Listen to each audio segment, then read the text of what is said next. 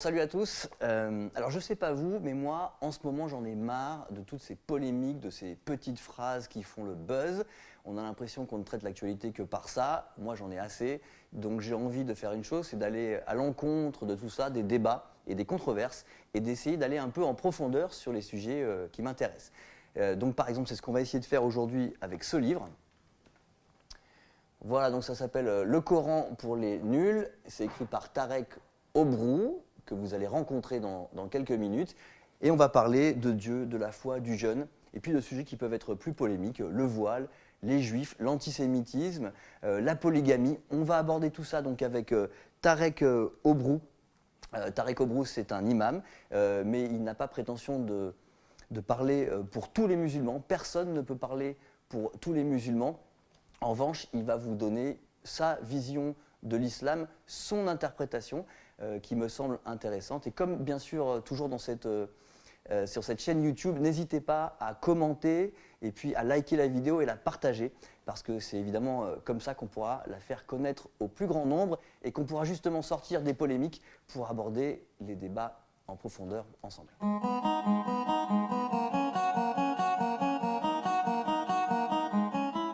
Qu'on ne sait pas forcément, quand on n'est pas musulman en tout cas, c'est que le Coran est la prolongation des textes juifs puis chrétiens. C'est une prolongation ou un achèvement, mais en tout cas, c'est certainement pas une religion qui est sortie de nulle part.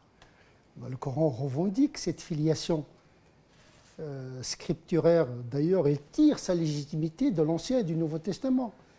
Comme pour les chrétiens, ils lisent l'Ancien Testament dans le sens de légitimer l'avènement de l'Évangile. On dit que l'Ancien Testament, c'est un évangile latent, et nous disons en tant que musulmans, le Coran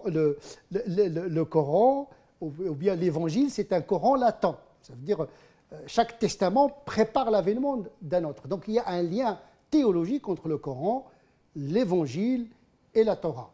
C'est inscrit dans la lettre du Coran.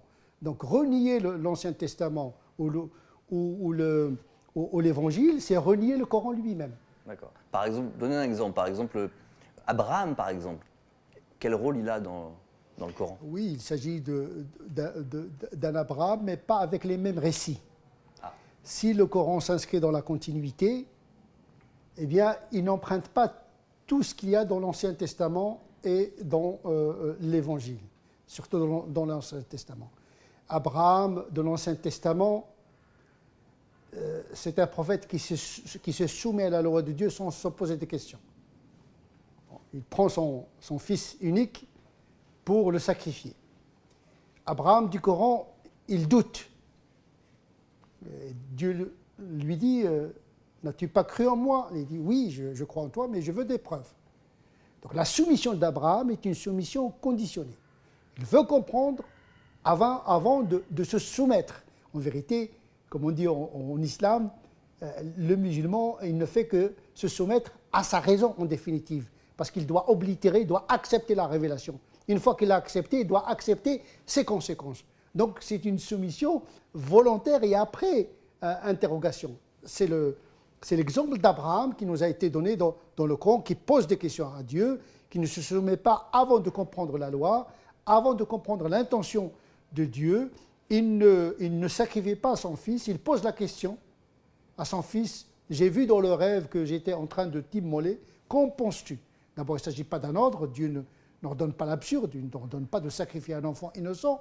Mais c'est Abraham, dans le Coran, contrairement et à la différence de l'Ancien Testament, il voit dans le rêve. Donc il doute de ce rêve-là, est-ce qu'il vient de Dieu, de lui-même? Donc une information qui devient le lieu de l'interrogation. Alors justement, ça c'est intéressant parce que ça veut dire que le Coran, c'est pas simplement recevoir des ordres de Dieu, c'est raisonner, et donc c'est compatible, c'est ce qu'il y a dans un autre chapitre, avec la science.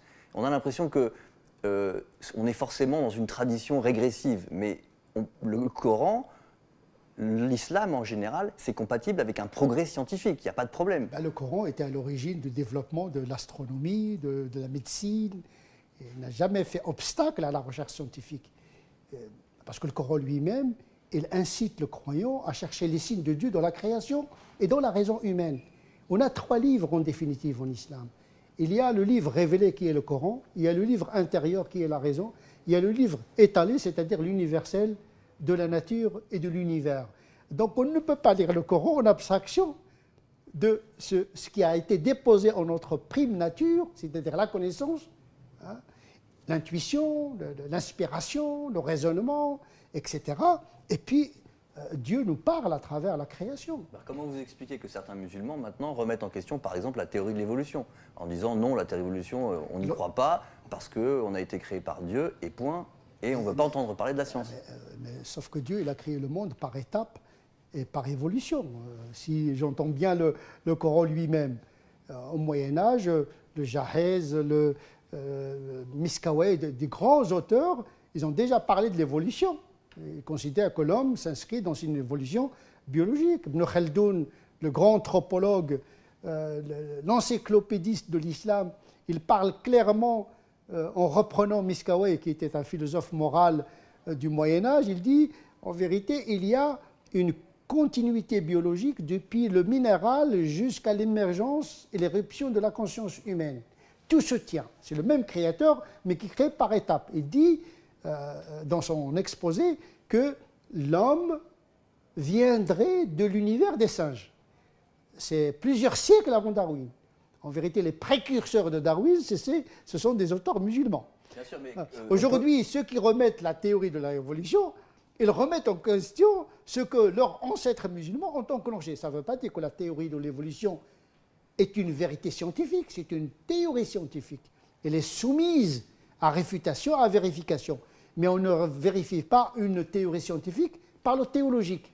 On vérifie, on réfute le scientifique par le scientifique. D'accord. Mais il peut arriver que, par exemple, je ne sais pas moi, sur l'espace, la Terre qui tourne autour du Soleil, ou bien des choses très scientifiques que maintenant on sait vrai, que maintenant on a pu prouver, mais qu'à l'époque était inimaginable, on ne va pas aller chercher la solution à des problèmes scientifiques dans le Coran. Ah non, non, les musulmans n'ont pas fait ça. Ils n'ont pas consulté le Coran pour faire l'astronomie ni la médecine, parce qu'ils considèrent que Dieu s'exprime à travers des lois naturelles. C'est dans les lois naturelles qu'il faudrait chercher les mystères de Dieu dans la création. Ce n'est pas dans le Coran, puisque le Coran lui-même, il dit « Allez chercher dans la terre comment Dieu a commencé la création ». C'est dans la terre, l'anthropologie, la paléontologie qu'il faut chercher les lois de l'évolution. Ce n'est pas dans le Coran. Donc le Coran lui-même, il nous renvoie à d'autres sources de la connaissance. Alors maintenant, on va passer à la question de l'âme, qui est un autre chapitre de votre livre. Alors vous expliquez que, d'après le Coran, ou dans l'islam, l'esprit s'intègre au corps 4 mois après sa conception. C'est-à-dire qu'un enfant qui a moins de 4 mois n'a pas encore d'âme?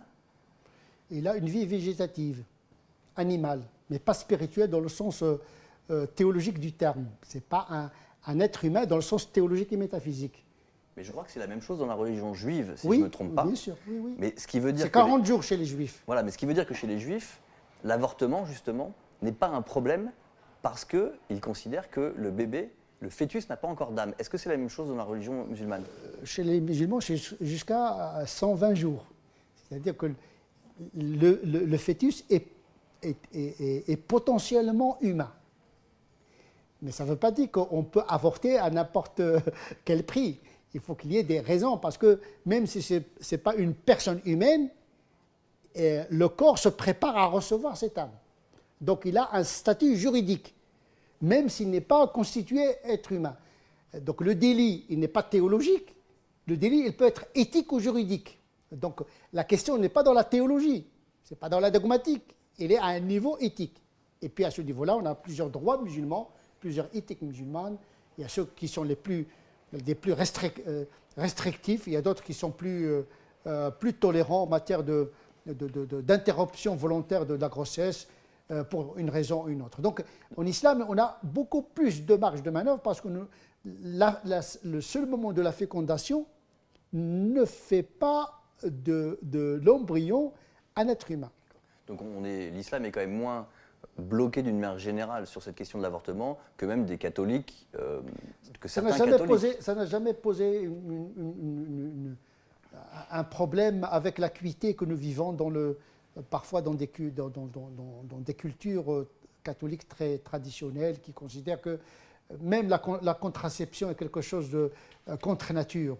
L'islam, il a permis la contraception depuis sa naissance, le planning familial, etc. L'enfant désiré, ça existe déjà au Moyen-Âge, que la femme peut interrompre peut faire une contraception pour préserver sa forme, etc., pour que le corps ne s'altère pas par des grossesses multipliées, etc. Donc il y a plusieurs raisons qui confèrent à la femme de recourir à la contraception. Donc le droit musulman et l'éthique musulmane à cet égard-là est assez souple. Alors on va passer maintenant à la question du djihad, qui est un autre chapitre que là j'ai sous les yeux. Et alors le djihad, il y a plusieurs notions intéressantes, mais ce que vous dites surtout, c'est que c'est un djihad qui ne peut être que défensif, c'est-à-dire que l'idée qu'on a de djihad de conquête ou d'attaque contre les mécréants, ça n'a pas de sens selon vous? Le Coran est clair, il n'y a pas de point de contrainte en matière de religion. On n'injecte pas la foi dans les cœurs par la puissance du glaive. La foi, c'est l'adhésion libre et volontaire de l'être humain, donc on ne peut pas imposer la foi. Au fil de l'histoire, puisque l'islam est entré dans la logique de l'empire, bien, si on n'attaque pas, on est attaqué. Donc c'était plus des guerres politiques que des guerres théologiques. Le prophète a usé de la légitime défense parce qu'il a été attaqué. Pas pour imposer la foi, mais pour protéger sa foi.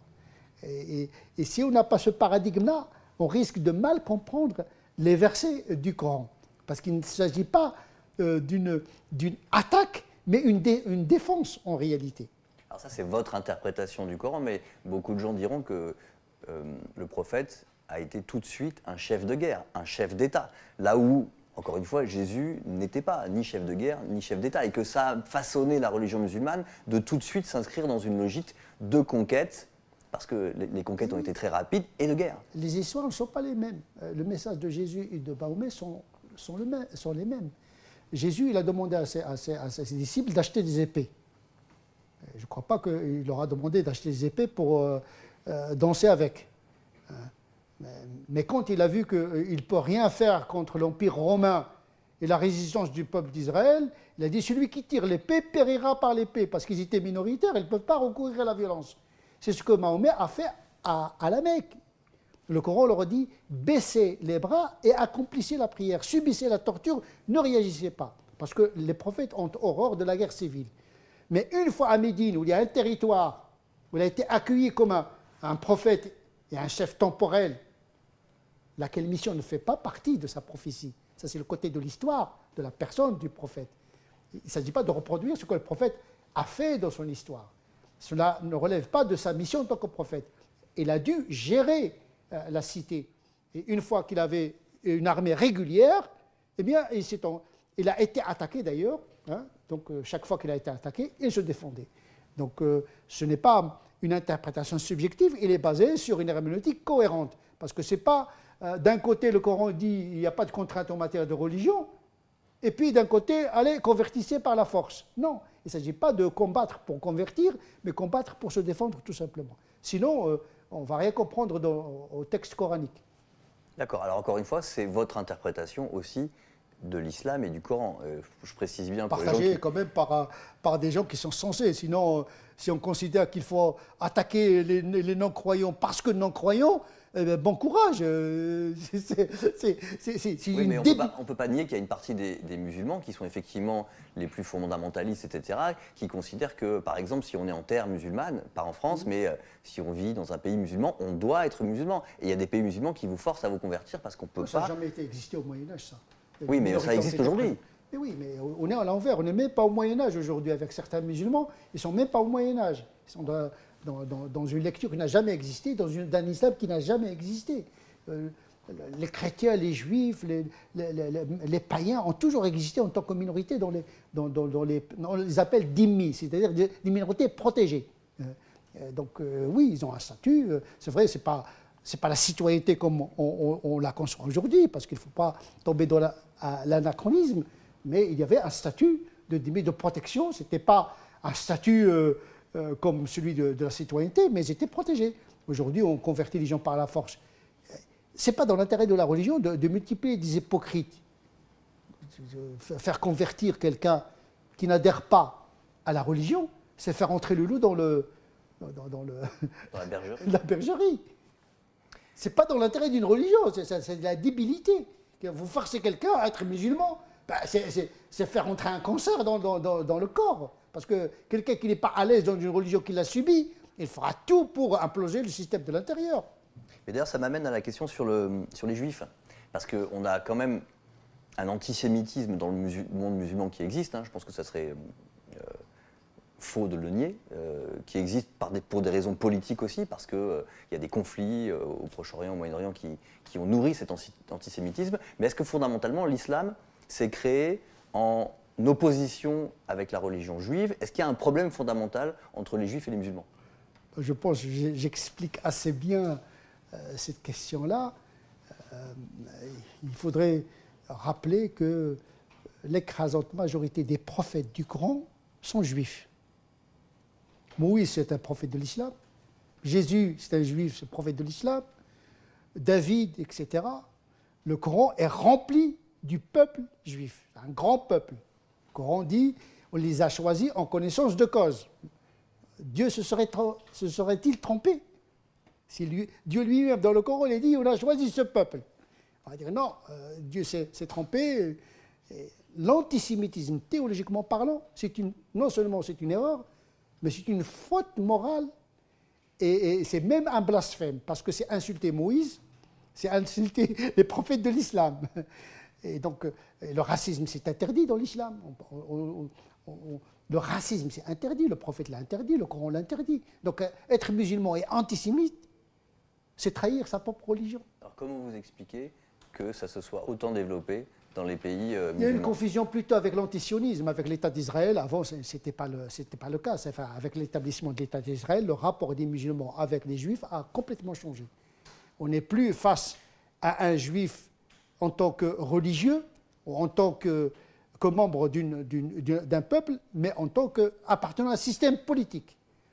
Et là, on passe subrepticement du politique au théologique.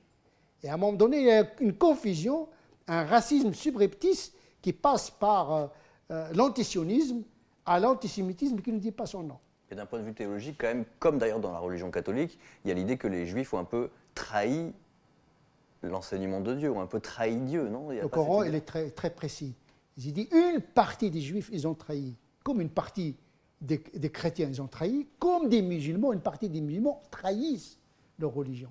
La trahison de la religion, ce n'est pas le monopole du judaïsme ni du christianisme. C'est également, on le voit aujourd'hui, des gens qui tuent au nom de Dieu du Coran. Ce n'est pas une trahison. Ce sont eux les traîtres, les vrais. Mais oui, si le Coran met en garde contre la trahison, c'est pour avertir les musulmans de ne pas faire les mêmes erreurs. Mais le Coran n'essentialise pas le peuple d'Israël. Et d'ailleurs, juste une note que j'avais trouvée intéressante, moi je ne le savais pas, mais c'est que le jeûne du Ramadan, c'est un hommage finalement aux Juifs, non? Ce n'est pas le jeûne du mois de Ramadan, c'est un jeûne canonique important. C'est quel jeûne? C'est le premier jeûne de l'année musulmane. D'accord. Les musulmans jeûnent le Ashura, l'équivalent de Pessah, où Dieu a sauvé le peuple d'Israël. Donc les musulmans, ils jeûnent ce jour-là. Ils ne jeûnent pas la migration, le jour où Dieu a sauvé Mahomet des Mécois, mais ils jeûnent le jour où Dieu a sauvé Moïse du Pharaon. Pour dire qu'il y a un lien organique entre les deux. Alors, on va passer aux femmes. Alors, vous dites quelque chose qui peut paraître étonnant, c'est que finalement, on a l'image de la religion musulmane comme plus dure et plus... avec une distinction plus forte entre hommes et femmes, avec une domination plus forte de l'homme sur la femme. Or, vous dites que, au contraire, à l'origine, dans la religion chrétienne, Ève a été fautive, Ève a été punie, et Ève est différente d'Adam fondamentalement. Il n'y a pas ça dans l'islam. Oui, le Coran se démarque par rapport au récit de la Genèse, qui donne une perception de la femme séductrice qui s'est alliée au Satan pour induire Adam en erreur. Bien entendu, la théologie chrétienne a évolué, ils ont développé une herméneutique plus égalitaire entre les hommes et les femmes, les juifs également, etc. Mais en tout cas, l'islam ne donne pas cette occasion d'interpréter la chute d'Adam dans le sens de culpabiliser Ève parce qu'elle était à l'origine de cette chute. Le Coran propose même un récit qui dit le contraire. Le Satan a séduit Adam et dans sa chute, Adam a entraîné avec lui Ève. Il n'y a pas de sanction pour Ève. Vous n'allez pas trouver dans le Coran, par exemple, tu accoucheras dans la douleur comme une punition. Ça n'existe pas dans le Coran. Hein. Et donc, il y a une égalité ontologique, spirituelle et morale. Les deux fautèrent en même temps, les deux péchèrent en même temps, les deux se repentirent en même temps, les deux furent pardonnés par Dieu, circulés, il n'y a rien à voir. Alors ça, c'est d'un point de vue théologique. Maintenant, si on regarde comment ça se passe dans les pays musulmans, c'est une autre histoire. Par exemple, je ne sais pas, qu'est-ce que vous pensez de la succession qui est différente pour un homme et pour une femme? Ça, on nous dit que c'est parce que le droit musulman veut qu'une femme ne touche pas la même chose qu'un homme au moment d'une succession. Oui, le droit successoral musulman médiéval s'est inscrit dans une anthropologie patriarcale où l'homme a le devoir de subvenir aux besoins de la femme. Et comme dit la règle, les devoirs sont équivalents aux droits. Et puisque la femme n'a pas l'obligation de travailler, de subvenir aux besoins de sa famille, eh bien la distribution de la richesse doit s'effectuer en termes d'équité, pas d'égalité. Bon, mais ça, c'est au Moyen-Âge. C'est au Moyen-Âge, oui. J'explique pourquoi. Les gens ils veulent reproduire le Moyen-Âge. Ils ne veulent pas reproduire la charia dans le sens de l'égalité, etc. En termes de principe, ils veulent reproduire des lois qui étaient en rapport avec une situation donnée. D'ailleurs, la moitié pour la femme et une part pour l'homme, c'était la loi des païens. Donc le Coran a renvoyé les musulmans nouvellement convertis au code de l'époque. Bien sûr, par la suite, le droit canonique il a développé des ajustements, parce que il y a ce qui dit le Coran, il y a ce que le droit canonique a ajouté pour établir plus d'équilibre. C'est-à-dire que la femme, elle peut avoir la moitié de son mari avant la distribution du droit. Donc, ces dispositions n'existent pas dans le Coran. Mais est-ce que ça peut encore changer? Parce que, okay, ah oui, bien sûr, bien sûr. Par exemple, en Tunisie, c'est un débat. Est-ce qu'une femme peut recevoir la même part que l'homme? Est-ce que ça serait anti-islamique de dire qu'une femme a droit à la même succession qu'un homme? Bien sûr, s'il a les mêmes devoirs, il a les mêmes droits.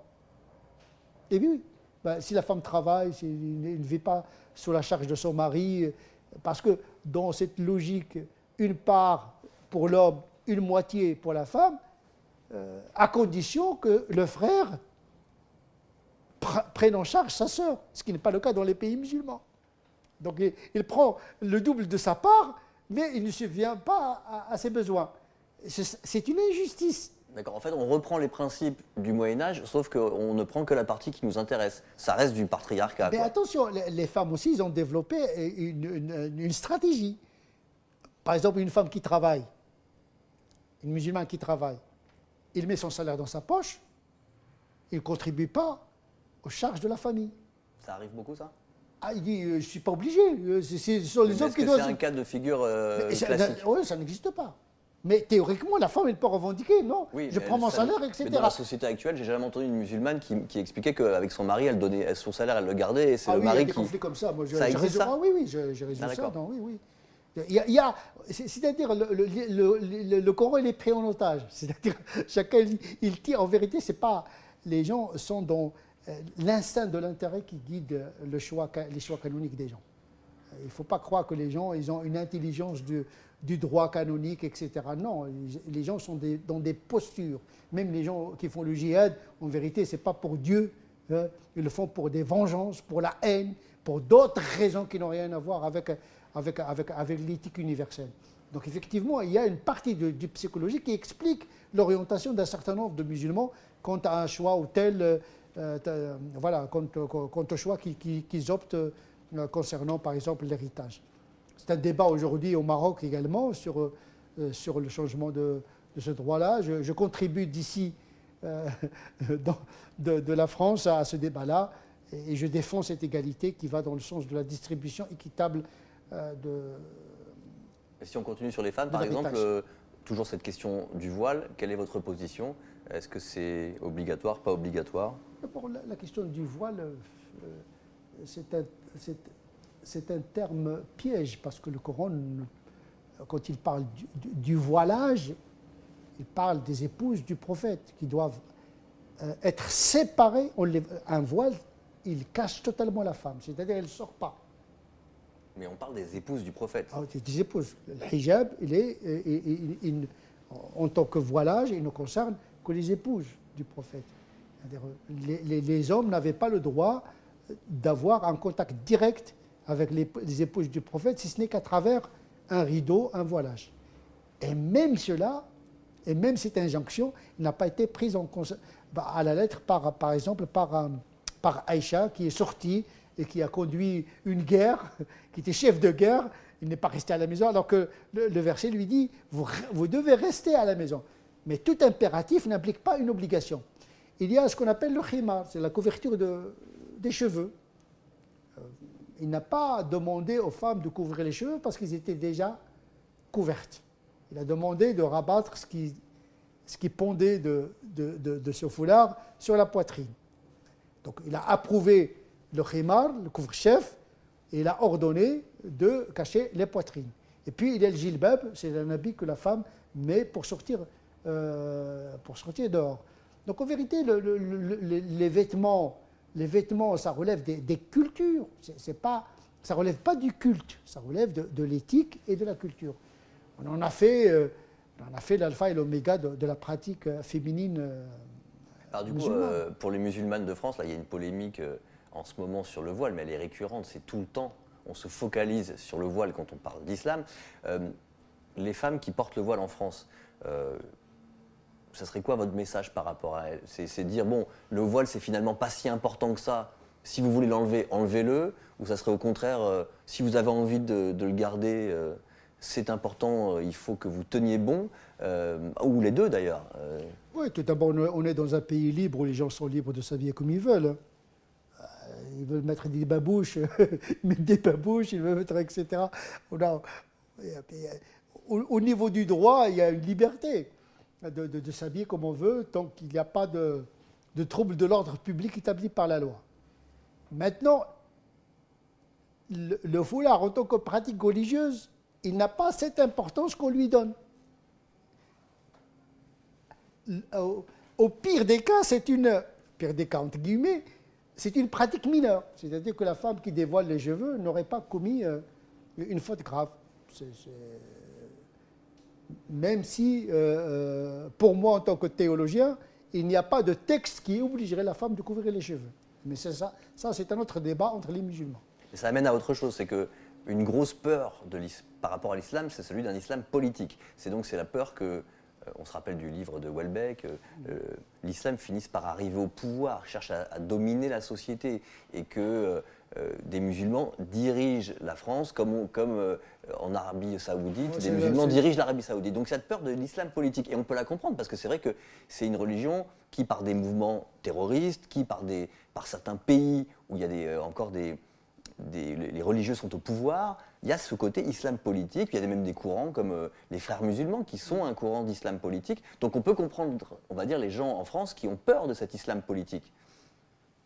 Je pense que la réalité ne correspond pas à cette peur. C'est une peur augmentée par l'information continue qui donne l'impression que les musulmans ils ont un projet de renversement de la civilisation, etc.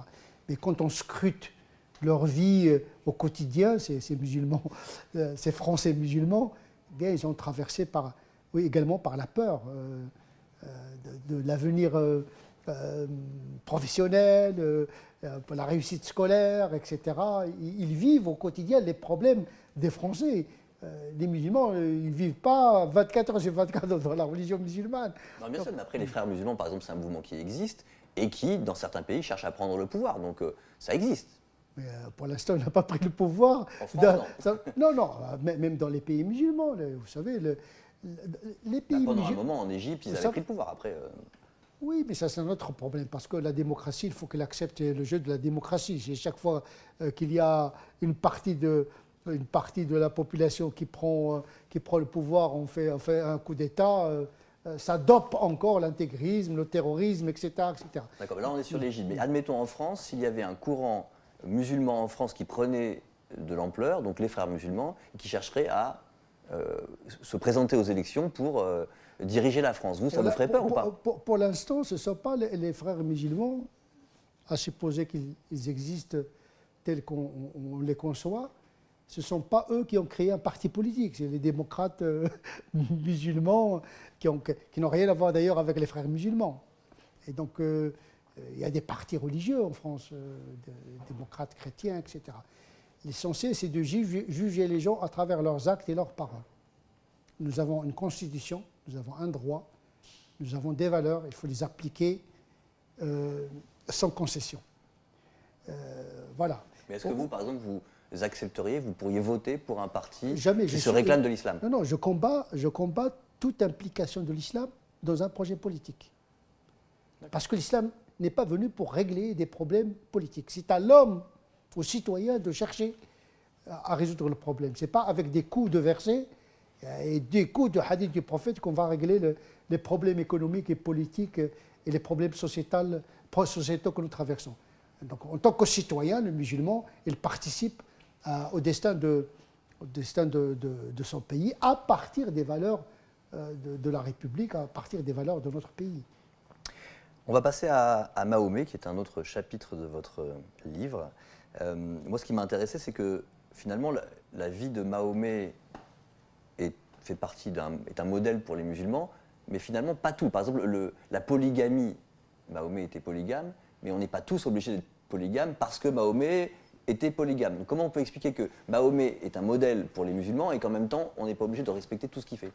Je dis on, d'ailleurs pas moi, les musulmans. Il faut distinguer deux notions. Se référer au prophète ne veut pas dire s'identifier au prophète. Se référer au prophète, c'est une opération intellectuelle. Se référer au prophète à partir de ce que je suis, à partir de mon contexte. Le prophète était un homme de son temps et dans la culture du temps. Et donc il a pris en considération ce qui ne choquait pas à l'époque. Ce n'était pas choquant à l'époque. C'est une culture répandue. Aujourd'hui, je suis dans un autre monde. Et donc, je n'ai pas à tirer de tout ce que le prophète a fait comme une norme universelle. On n'a pas le droit d'universaliser tout ce qu'il y a dans les textes. C'est à partir de ma réalité que je vais construire une théorie d'interprétation des textes pour bien être fidèle à l'esprit des textes. D'ailleurs, le prophète a des dispositions particulières qui ne concernent que sa personne. D'ailleurs, il s'est marié avec 9 femmes, ce qui était même interdit à son époque, parce qu'il avait une disposition particulière, parce qu'il voulait unir les tribus par des alliances, etc., etc., selon les codes tribaux de cette époque-là. Donc, il a usé des modes de relations de cette époque-là. Aujourd'hui, on n'est pas dans la même époque. Même la polygamie, comme disait le Coran hanbalite, si la monogamie est la règle, toute polygamie devient interdite religieusement parlant. Donc la culture est normative. Nous devons prendre en considération la culture, mais pas la culture du moment coranique, mais la culture française occidentale, par exemple, pour le cas du musulman de nationalité française. Alors ça m'amène à la question de la charia que vous développez aussi. La charia, donc, c'est le droit musulman. Et là, on est sur quelque chose où on est dans le domaine de l'interprétation, c'est-à-dire qu'il n'y a pas la charia et c'est comme ça, comme on essaie de nous le dire. Je ne sais pas, la charia dit il faut lapider les femmes infidèles. Oui ou non? Comment on peut réinterpréter aujourd'hui la charia qu'on nous donne comme inamovible? La charia, ce n'est pas une application mécanique des textes. C'est l'intelligence de la réalité avec une vision fidèle à l'esprit des textes. Il y a les lois et il y a les principes. Ce qui va intéresser un canoniste, ce n'est pas la forme finale de la loi, mais le principe qui est derrière la loi. Si le contexte change, la loi change pour préserver le principe. Le principe, c'est l'égalité, c'est la dignité, voilà, c'est la justice. Ce sont des principes qui sont invariables. Comment les traduire dans des lois éthiques? En France, moi-même, je travaille sur la charia de minorité, qui consiste à contracter la charia et la réduire à un niveau éthique. C'est-à-dire que pour le musulman, le français musulman, son droit, c'est le droit français. C'est au sein de ce droit français qui est commun à tous les citoyens qu'il va opérer des choix éthiques à une condition de ne pas troubler l'ordre public établi par la loi. C'est ça la charia du musulman en France. C'est une charia qui s'adapte, et ce n'est pas une importation d'une interprétation d'une époque pour la plaquer à une autre époque. Par exemple, le sultan du Brunei qui d'un coup décide que la charia, c'est revenir à couper la main des voleurs et à lapider les homosexuels. Même au Moyen-Âge, ça n'a pas existé. Les homosexuels vivaient tranquillement au Moyen-Âge. On a des poésies homosexuelles, on a des littératures homosexuelles. Ces gens-là ne sont même pas au Moyen-Âge.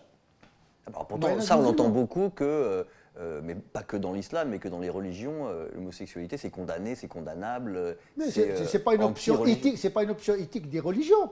Mais ils ne tombent pas sous le coup du droit. L'éthique, c'est une chose. Et l'application du droit, c'en est une autre. Ah, je comprends bien. C'est pas bien d'être homosexuel, mais c'est pas condamnable. Non, c'est pas une option éthique. C'est-à-dire qu'en islam, éthiquement, c'est l'altérité, c'est l'hétérosexualité qui est la règle. Mais un musulman, il peut être homosexuel, c'est pas pour autant qu'il n'est plus musulman. C'est la règle, mais on peut s'affranchir de la règle. Mais ça ne fait pas sortir le musulman de l'univers, parce qu'il peut être homosexuel et pratiquant. Un homosexuel, je dis toujours ça par provocation, un musulman homosexuel, et dans notre communauté, il y a des musulmans homosexuels. Un musulman homosexuel qui fait ses 5 prières est mieux qu'un musulman qui n'est pas homosexuel et qui ne fait pas ses 5 prières. Parce que les piliers de l'islam, ce n'est pas l'hétérosexualité, c'est les 5 prières, etc. Donc, même dans les pratiques, il y a une hiérarchisation de l'éthique. Il ne faut pas mettre tout... Vous sous-entendez quand même qu'être homosexuel, c'est plutôt une tare, c'est-à-dire que ça vous... C'est pas une tare, non. C'est moins bien. Je ne sais pas comment vous... C'est moins grave que quelqu'un qui vole et qui... Oui, c'est quand même une faute. C'est quand même une faute. Ah oui, l'islam ne considère pas comme le judaïsme, comme le christianisme, que c'est une option qui peut être légitimée canoniquement. Même si, dans les faits, elle est tolérée. Mais on ne peut pas... Parce que c'est de la philosophie de l'altérité. C'est pas uniquement une question éthique, c'est une question le sens de la sexualité dans l'espèce humaine. Pourquoi cette altérité? Pourquoi se construire avec l'autre, etc. Il y a une dimension mystique, une dimension métaphysique, une dimension éthique. Mais en tout cas, punir un homosexuel parce que c'est un homosexuel, ça n'existe pas dans le droit canon classique. Puisque la littérature musulmane, ça fait partie de la vie des gens. Ce qui aujourd'hui fait débat, c'est le passage de la tolérance à un niveau privé à une institutionnalisation du mariage homosexuel, etc. Là, on change complètement de modèle de famille. Et là, le débat est ouvert. Le débat est ouvert. Est-ce que c'est un modèle, etc., etc. En tant que citoyen, on peut participer pour ou contre, etc. En tant que citoyen. Oui, mais est-ce que les imams ont plus le droit de participer que les autres dans ce débat? Non. Ou ils y participent en tant que citoyens? Comme tout le monde. Hein. Comme tout le monde. Vous allez trouver 2 imams qui ne sont pas d'accord sur ces questions-là. On va finir avec une question qui sort complètement de votre livre, mais qui est sur ce climat ambiant. C'est encore une fois, c'est récurrent, ça revient très souvent, ces polémiques autour de l'islam, mais là on est quand même en plein dedans. Pour vous, la solution, c'est quoi pour sortir de cette espèce un peu de diabolisation de l'islam et en même temps de victimisation des musulmans? Comment on sort de ce débat sans fin? Moi, je pense que chacun doit assumer sa part de responsabilité. Je pense que les musulmans, je parle là où je parle aux responsables religieux, qui doivent faire attention quant à leur discours et d'offrir une interprétation religieuse qui apaise le musulman et qui lui permet de s'intégrer et de ne pas l'encombrer de boulets d'interdiction et de créer ainsi une rupture entre le musulman et sa société. Il faut développer une éthique d'altérité, c'est-à-dire que le musulman doit s'accomplir avec l'autre qui n'est pas forcément musulman. Et ça, c'est une nouveauté dans le discours religieux. À une certaine époque, l'islam parle avec lui-même, le christianisme parle avec lui-même. Aujourd'hui, on est dans des sociétés mondes intriqué, imbriqué, où les cultures se côtoient, etc. Il faut apprendre à vivre la singularité, l'altérité, tout en restant soi-même.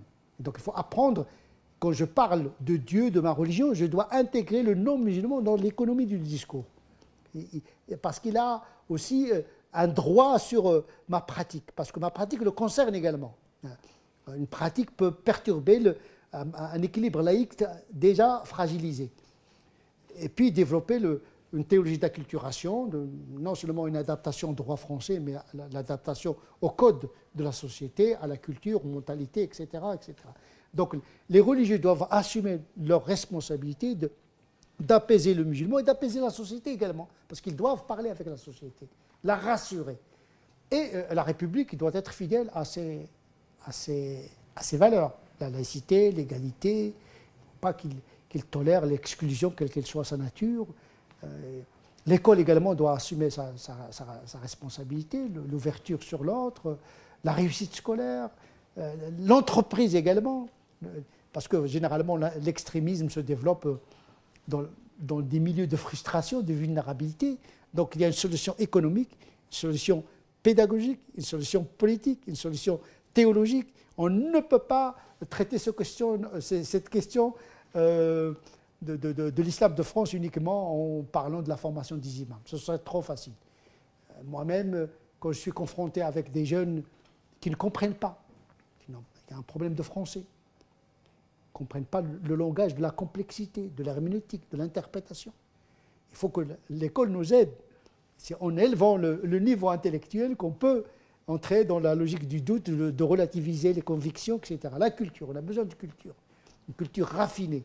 Il faut que l'école soit fidèle à sa vocation d'élever les esprits, les intelligences pour pouvoir comprendre la complexité de la religion. Et donc tout le monde doit assumer sa responsabilité d'une certaine manière. Bon, j'espère que c'est ce qu'on a un peu fait en discutant tous les deux pendant plus de 40 minutes. J'espère qu'on a essayé d'élever un peu le débat, parce que c'est vrai qu'on a l'impression que ces discussions sur l'islam se réduisent à des coups de slogans, de polémiques et de petites phrases chocs. Et là, voilà, dans ce débat avec vous, j'espère qu'on a élevé un peu le débat ensemble. Merci beaucoup, enfin, surtout vous et moi avec mes questions. Je vais vous redonner le livre pour que vous puissiez le montrer à la caméra. Allez-y, parce que c'est de ça qu'on parlait à l'origine. Vous êtes l'auteur du Coran pour les nuls, Tarek Obro, imam de la mosquée de Bordeaux. Merci beaucoup. Merci à vous.